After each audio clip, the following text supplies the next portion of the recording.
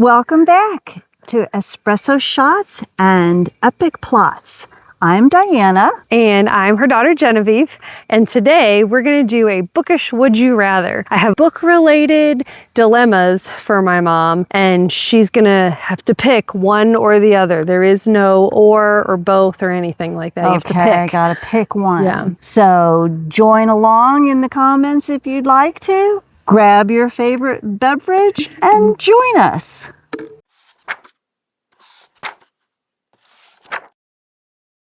Okay, so I have a feeling I know what your answer for this one is going to be. I think I'm starting with the easy ones, let's say. So you have to pick, and then you're going to defend your answer. Would you rather only read standalones for the rest of your life, or only read series that are made up of a minimum of 3 books? Oh, well, I guess before I had said that I usually only read standalones, that I don't get into series. But man, when I get into the series, I get into them. But then so many times the series have disappointed me. Okay. So I guess I would have to say standalones, because either the book's going to be bad or it's going to be good. But if it's a series and there's a bad one in there for some reason, it just really ruins it for me. Yeah. So what's a series that you thought was really good that then... Well, like I talked about the Clan of the Cave Bears That's what series. I was thinking, Waited for years for that final book and just... What about burned me? Outlander, because I got Outlander in that book I cover. DNF'd Outlander. Oh, did you really? Yeah, because we were actually sailing to the island of Hispaniola, and she was talking about taking a keg from Turks and Caicos to Hispaniola, and I just... It was unbelievable. Yeah, it was so unbelievable. There's no way anybody could survive that trip. Oh, like she was stranded on a keg.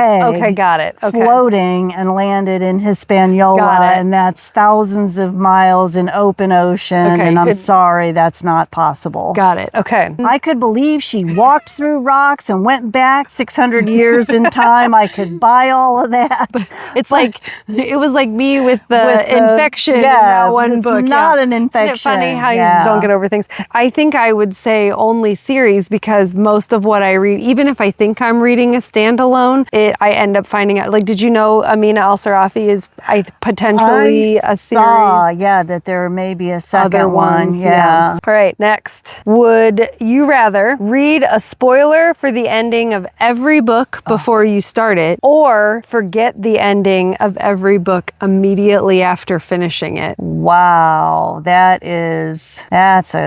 oh gosh, these are tough ones. Let's see. So a spoiler, if I got a spoiler before, would I even want to finish reading the book? I probably would. But if I forgot what the ending was immediately after reading it, then I guess I would have to say I would rather get a spoiler beforehand. I think I could probably power through that, because if I forgot how a book ended, that would probably drive me crazy. Yeah, you would know that you read it, but you couldn't ever tell remember anybody how it ended or anything. And even if I went back and read it, if I knew... What was the book we read where as soon as somebody met her, she was forgotten? Oh, The Invisible Life of Addie LaRue. Yes, The Invisible Life of Addie LaRue. I mean, she did... She remembered that. Yeah, she used that to her advantage as long as she could. This was a tough one for me, too.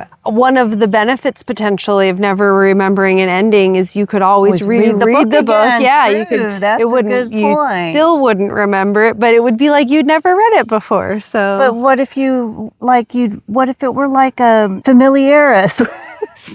A 900-page book. Would it matter? Yeah, if I couldn't remember the ending each time, it would be frustrating. I wonder if every time you reread Familiar, I wonder how many times you would DNF it and how many times you would actually finish it. Yeah, see, to me, if I could never remember the ending, I probably would just DNF the book each time. But I don't like spoilers. I try to avoid listening to some reviews because I don't want them to accidentally spoil something for me, and it taints my like view going in. So I honestly have no idea what I would say for this one. So I don't know that I could answer this one. No, see, I mean, I've watched a show and someone said, "Oh, did you read the book?" And I'd be like, "No," and I'll go read the book. And a lot of times, granted, the show is completely different. So that is kind of like knowing the ending before going into it. Well, the other thing I was thinking, especially with you reading historical fiction, it's like you already know that the war is going to happen, or that it's not going to be positive and stuff like that. So you kind of do know what you're getting into. Yeah, I guess I kind of like to know a little bit. Okay. So next up. So would you rather be stuck in a love triangle with your two least favorite book characters, or be the villain in your favorite book's world? Oh, villain for sure. Well, that wasn't even hard. No, that was not hard at all. What villain would you be a book in? Oh, man. I'm going to have to really give some thought to that. Sometimes the villains are really the best, most interesting characters. That's true. I could see that. Well, Amina El-Sarafi. Falco?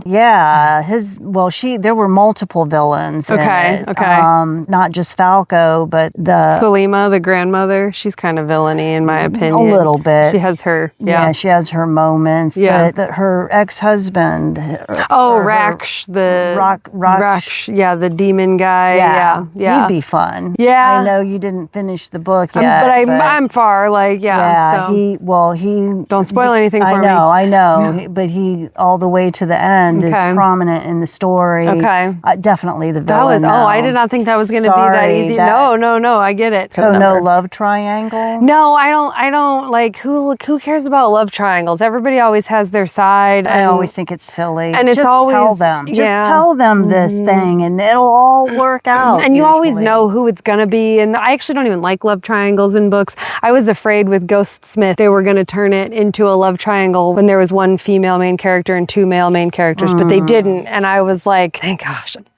Would you rather read only books set in space, like outer space, or only books set in small towns? I would probably say small towns. I have read my fair share of outer space, Isaac Asimov, and you used to be really big in outer space. Like you would take astronomy classes. Yeah. Oh no, I mean I do love outer space, but the books that are written about outer space are usually. I mean, I loved The Martian. I was gonna say all the Andy Weir books are outer space. I love all the Andy Weir books. But right now, with my genre, the way it is, I would have to say books about small towns I would find more appealing. I would say probably outer space. I loved Artemis and Project Hail Mary. I just bought James A. Corey's Leviathan Wakes, which I think is a big like space opera. And I guess I just forgot the name of the Tamsin Muir series, The Locked Tomb. I think that technically might be considered outer space, like Gideon the Ninth and stuff like that. So yeah, I think I'm in my outer space era. Next up. Oh, I thought this was a good one. I don't know what you're gonna say, but there's one obvious answer in my opinion. Okay. Would you rather only read emotionally devastating books or only read fluffy, happy stories with zero tension? I think if it's all I could ever read, it would have to be the happy stories. Oh, really? Then why do you keep reading emotionally tragic? Because I like learning, but I know myself. The one that I talked about, Ride the Wind, I could not even finish it. It was so devastating. Yeah. Okay. And after I have read a few of those, I have to go find those fluffy, happy books. What was the last palate cleanser book for you? Fluffy, happy book for you? Oh, Tom Lake was pretty fluffy, happy, really relaxing. Honestly, that book was almost like it made you feel like you were just on some nice little summer holiday cottage reading this wonderful little story. I try to avoid emotionally devastating, tragic books like the plague, so.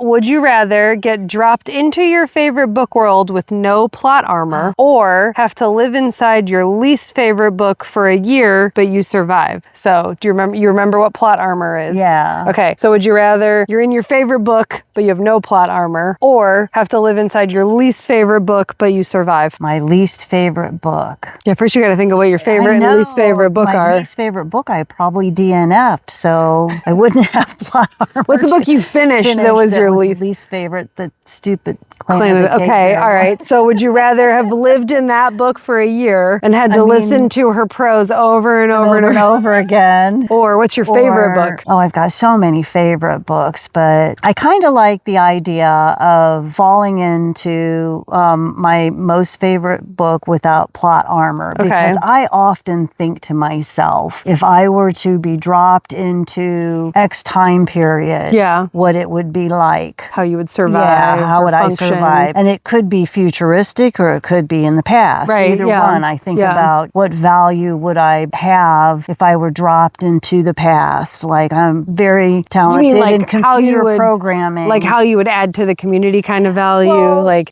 what skills? I often think about the skills we have now. Like, I was a programmer or business analyst, and if you took me 150, 200 years ago, that would be a worthless value to have. Yeah. But I sew with a sewing machine, though. So technology is still there.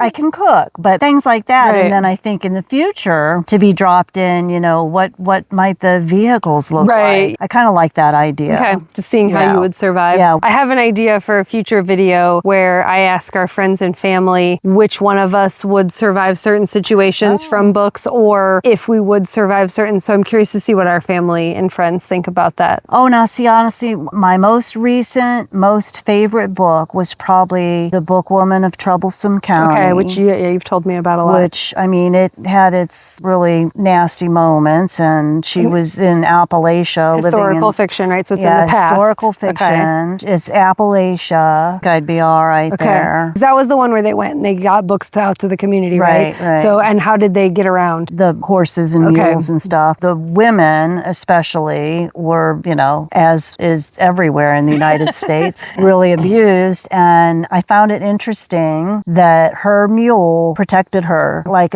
almost a dog. And there was another woman in town who had a rooster that also protected her and actually killed a man for her. And I'm thinking, is that possible? Right. Well, looked it up. Turns out it is. They have the spurs.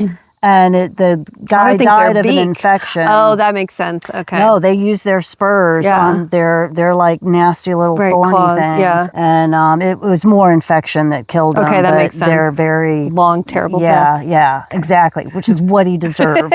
So, would you rather have a character name that you loved, maybe it was Genevieve, but a terrible plot, or a perfect plot, but the main character has a name that is a word you absolutely despise? So, either a character name you love, but it's a terrible plot, or a perfect plot, but get the over name. A weird name. Oh, really? You can? Yeah. I feel like sometimes every book I read, it seems like, why do they? And I hate the word normal, and I know that I'm going to sound like an old woman, but it's like, where do they come up with these names? And I don't know if I'm saying it right. Well, in my head. And it's like, why don't they just, like Amina al-Sarafi? I read this whole book. I listened to it. So, and I know it's Shannon Chakraborty now, but every name in that book, I had a hard time retaining. Oh, really? See, I could see that though. Like, if you don't connect to a name, or if you can't keep it in your head, you do struggle. Like, I haven't had any problems with the names of Amina al-Sarafi, and I feel like they fit the time period and the region and things like that. Yeah. So it did work out. The thing I really liked about Murderbot was the captain's name was Mensa. Okay. Which is an odd name, but Mensa is the group for the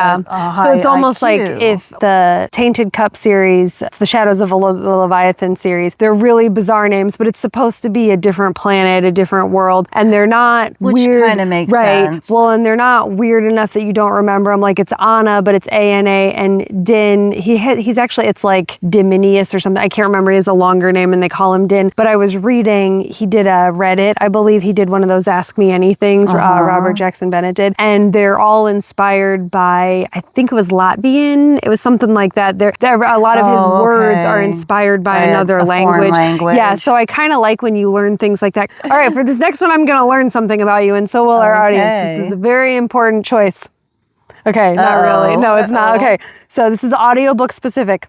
Would you rather only listen to audiobooks at 1x speed or be forced to listen at 3x speed with no way to slow down? Oh, I would have to say 1x. What do you normally listen to? I listen to about 1.5 usually. You can go up to 1.5. Okay. Yeah, same thing with like my YouTube videos, 1.5. There occasionally I can't follow at 1.5. I have to slow it down. Okay. I can handle it at regular speed. Yeah. At 1. Okay. But if it's going too fast, I would probably DNF every audiobook. You're usually doing other stuff while you're listening to your books too. Yeah. So I could just get more done at 1.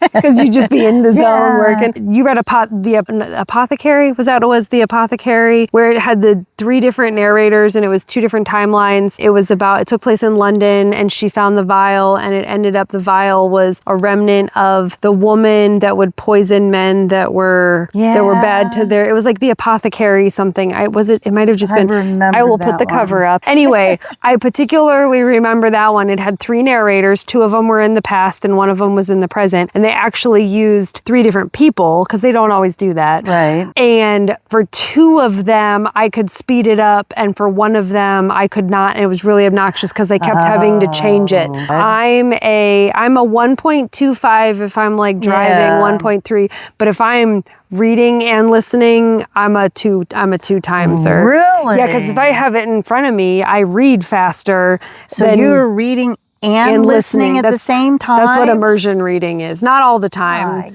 some of the time. And oh my gosh, a YouTube video, if I have to watch a YouTube video on 1 time speed, I'm just like, these people, oh my gosh, speed it up. So, all right, I learned something about you on that one. I'm a slow speaker. I think I'm probably a slow thinker. I've noticed that from editing our videos. I'm kidding. Here's another audiobook one. Would you rather have a favorite audiobook narrator read every book you listen to, no matter the genre, no matter fiction, nonfiction, like none of that, or a terrible narrator, but with the perfect sound effects and background music? Oh, I would say my favorite narrator. Okay. Yeah, I mean, background music and all of that, I really don't need that. In fact, I haven't really listened to much. I know every once in a while they have.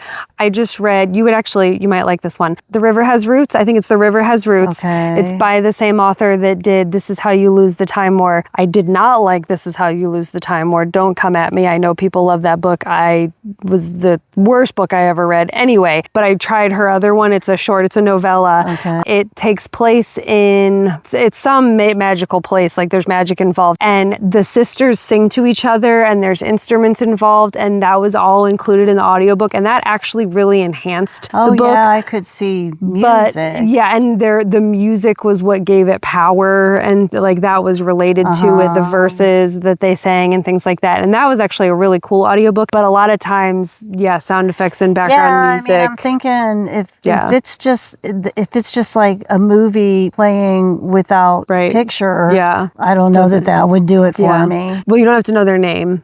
But like, what's a narrator? I know you really like the Meryl Streep one for Tom Lake. Yeah, she was really good, although I wouldn't say she was my favorite. She just fit the story really well with her voice and the way she read it. She did a fabulous job. Yeah, so what's an audiobook you've listened to where you really like the narrator? There have been, some of the classics, but it has been a while. You went through a classics phase. Yeah, there was one narrator I remember listening to, and I loved her so much that I started getting books just based on her. You know what I found? Apparently, audio narrators also use pseudonyms sometimes. I was listening to a book and I knew it was the same author, like the same narrator, but the name was different. And then I went and I looked it up, and it was their pseudonym. They'll use pseudonyms if it's like a YA versus an adult, or if it's like a little spicier, raunchier kind of smutty book versus like a sci-fi book or something like that. But because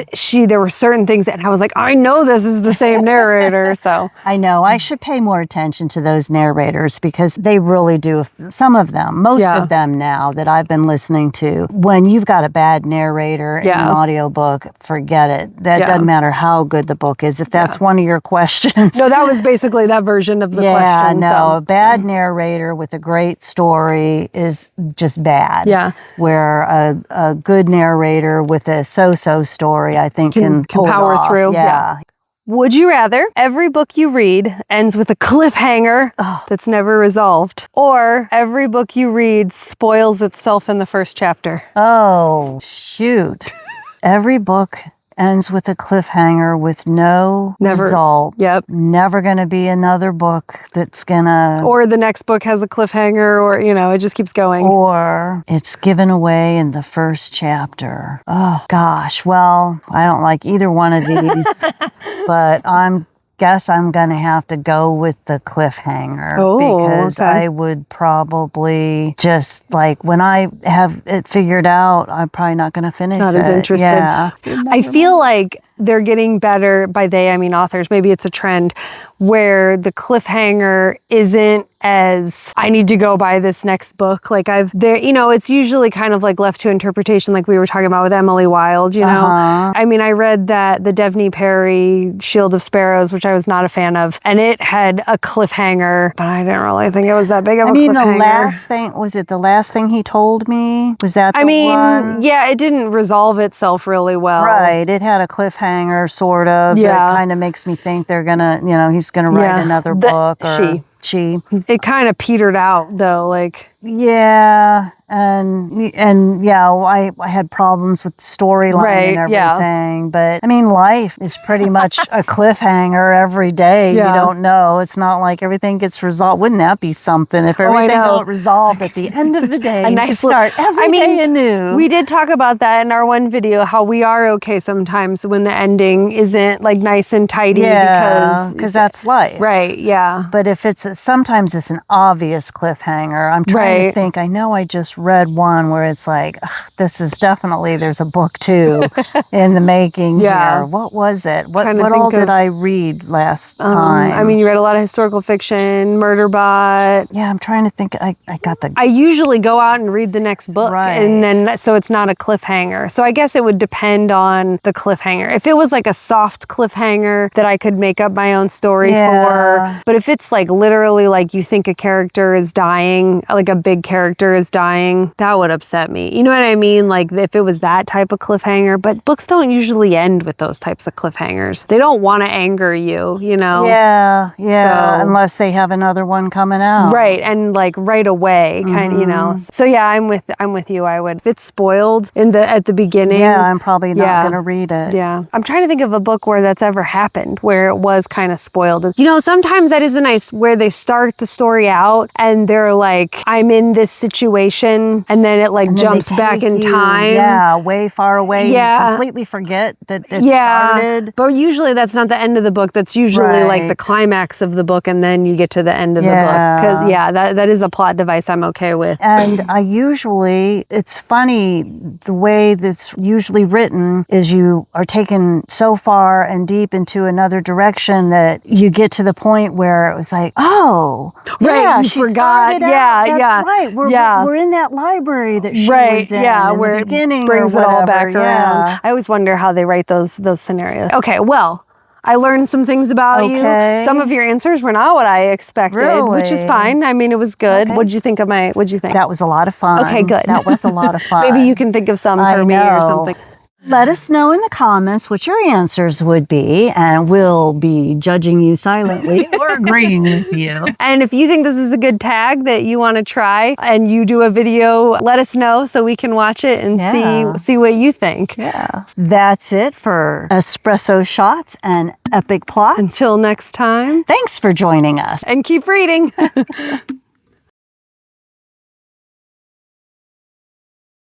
And then you have, your Twilight, where they took the two parents and they put them together and named their kid that. And it was it's awful. It's if you had named me Christiana because of Chris and Diana. Christiana is an actual name. Do I look like a Christiana to you? Do you look like a Genevieve? Yes, I do. Elmina, Asimov, thank you. I knew Ish wasn't correct. Yeah, I mean, even late in the book. Your fish always scare me for some reason. Would you rather stay up all night and read books with my fish? I'm not afraid of fish. They just jump out of the water for no reason. Okay, sorry. Yeah.